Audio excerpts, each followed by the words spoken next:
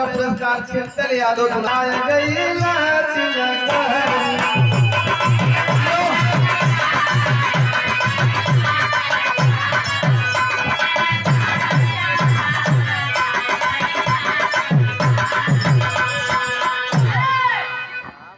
साथी रिश्तेदार सब आए पानीदा